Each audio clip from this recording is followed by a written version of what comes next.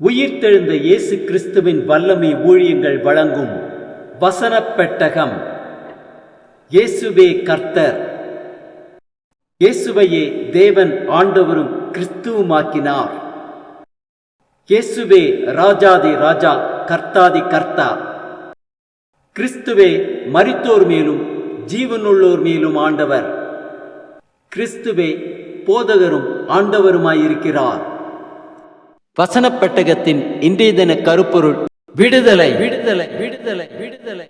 சத்தியத்தையும் அறிவீர்கள், சத்தியம் உங்களை விடுதலையாக்கும். விடுதலையை குறித்ததான வேத வசனங்களை பார்க்கலாம். சங்கீதம் 119:45 வாசிக்கிறோம், நான் உம்முடைய கட்டளைகளை ஆராய்கிறபடியால் விசாலத்திலே நடப்பேன்.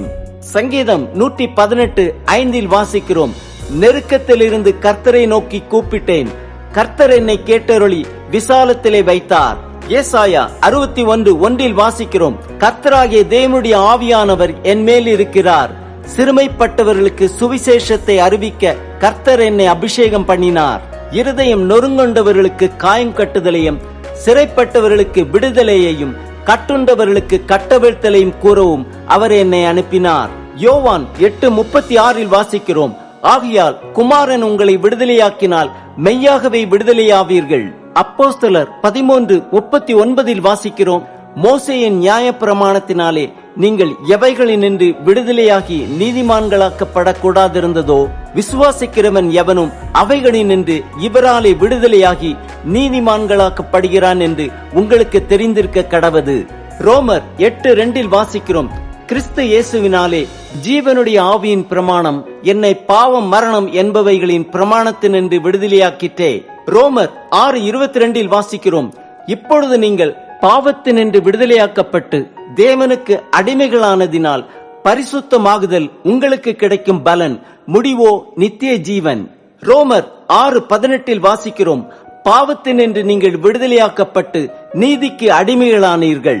ரோமர் 8:15 வாசிக்கிறோம், அந்தப்படி திரும்பவும் பயப்படுகிறதற்கு நீங்கள் அடிமைத்தனத்தின் ஆவியை பெறாமல் அப்பா பிதாவை என்று கூப்பிட பண்ணுகிற புத்திர சுவிகாரத்தின் ஆவியை பெற்றீர்கள்.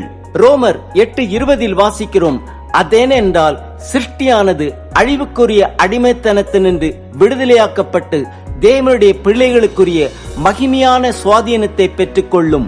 ரோமர் 6:14 வாசிக்கிறோம், நீங்கள் நியாயப்பிரமாணத்திற்கு கீழ்ப்பட்டிராமல் கிருபைக்கு கீழ்ப்பட்டிருக்கிறபடியால் பாவம் உங்களை மேற்கொள்ள மாட்டாது.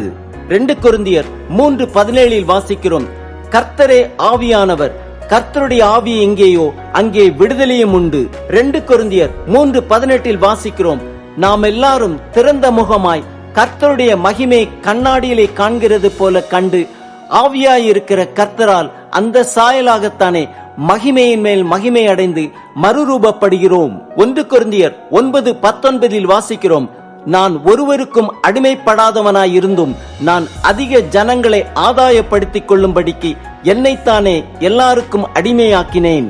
1 கொரிந்தியர் 7:22 வாசிக்கிறோம், கர்த்தருக்குள் அழைக்கப்பட்ட அடிமையானவன் கர்த்தருடைய சுவாதீனனாயிருக்கிறான், அப்படியே அழைக்கப்பட்ட சுவாதீனன் கிறிஸ்துவனுடைய அடிமையாயிருக்கிறான்.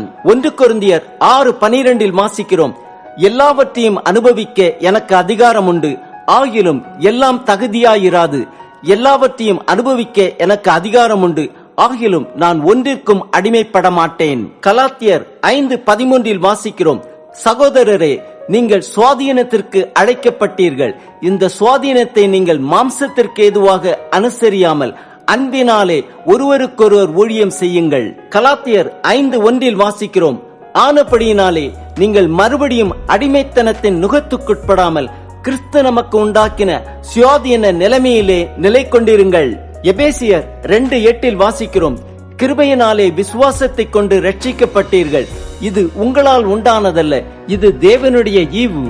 எபேசியர் 3:12 வாசிக்கிறோம், அவரை பற்றும் விசுவாசத்தால் அவருக்குள் நமக்கு தைரியமும் திட நம்பிக்கையோட தேவனிடத்தில் சேரும் ஸ்லாக்கியமும் உண்டாயிருக்கிறது.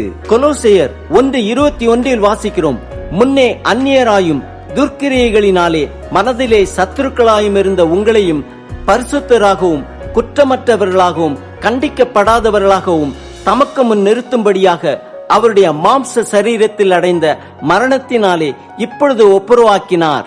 எபிரேயர் 2:14-15 வாசிக்கிறோம். ஆதலால் பிள்ளைகள் மாம்சத்தையும் இரத்தத்தையும் உடையவர்களாயிருக்க அவரும் அவர்களைப் போல மாம்சத்தையும் இரத்தத்தையும் உடையவரானார்.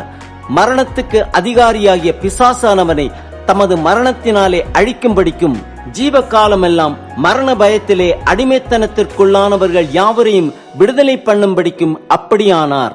1 பேதுரு 2:16 வாசிக்கிறோம். சுவாதீனம் உள்ளவர்களாய் இருந்தும் உங்கள் சுவாதீனத்தை துர்க்குணத்திற்கு மூடலாக கொண்டிராமல் தேவனுக்கு அடிமைகளாயிருங்கள். ஆம், சத்தியத்தை நாம் அறிவோம், சத்தியம் நம்மை விடுதலையாக்கும்.